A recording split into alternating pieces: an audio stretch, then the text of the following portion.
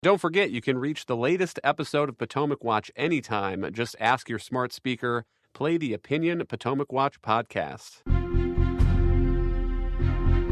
From the opinion pages of the Wall Street Journal, this is Potomac Watch. Welcome back. The other hearing that got some attention on Thursday was Kash Patel to lead the Federal Bureau of Investigation. Though, Monet, fewer fireworks at that confirmation hearing in front of the Judiciary Committee than I think many people were expecting. One thing he was pushed on was who won the 2020 election, and he would not say. He would say things such as Joe Biden was obviously inaugurated as our president.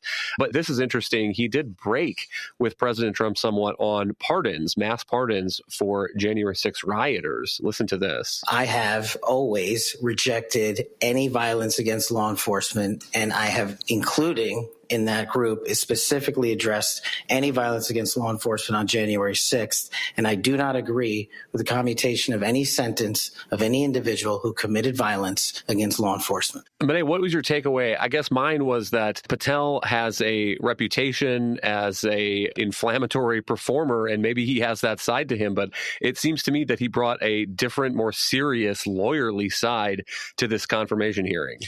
I think that that's really clear. I think that Kash Patel has been very savvy in the way that he's approached his nomination to head the FBI. He knows that Republicans have a majority in the Senate, that there's a lot of goodwill. People want to see him potentially get confirmed as long as he's willing and able to say the right things at his hearing. And so he spent the time preparing and decided what approach he needed to take. Obviously, if you're heading the federal government's preeminent law enforcement agency, you have to show that you're willing to protect the agents who are on the ground actually doing the work. And so that was a little way that he distinguished himself from President Trump by saying that by no means would he ever condone attacks against law enforcement officers. And I think that that probably gained him a lot of goodwill. And he knows that he has been loyal enough and close enough to President Trump that President Trump would forgive him for a little comment like that in the pursuit of getting confirmed. I think it's really fascinating to think about the distinction between Kash Patel and Tulsi Gabbard. Tulsi Gabbard in the hearings has shown herself to be a true believer in some of these positions that she's staked out, again, with the refusal to renounce Edward Snowden, showing that she has deep convictions about the supposed overreach of the intelligence community and the value of exposing some of that even against American interests. Whereas Kash Patel, I think, has shown himself to really fundamentally have been an opportunist in some of the outlandish positions that he took in the aftermath of 2020.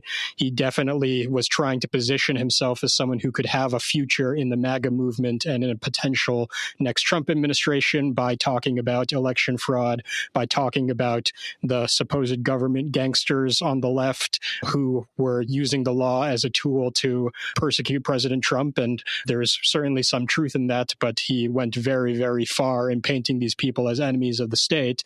But now that he's gained goodwill with President Trump and with the MAGA movement and is in position to take on real responsibility, he's shown himself able to walk some of that back in a way that Tulsi Gabbard is completely unwilling to do. Meantime, some of Trump's other cabinet nominees getting confirmed this week. Treasury Secretary Scott Bessent confirmed on January 27th with 68 Senate votes. Interior Secretary Doug Burgum, January 30 with 79 Senate votes.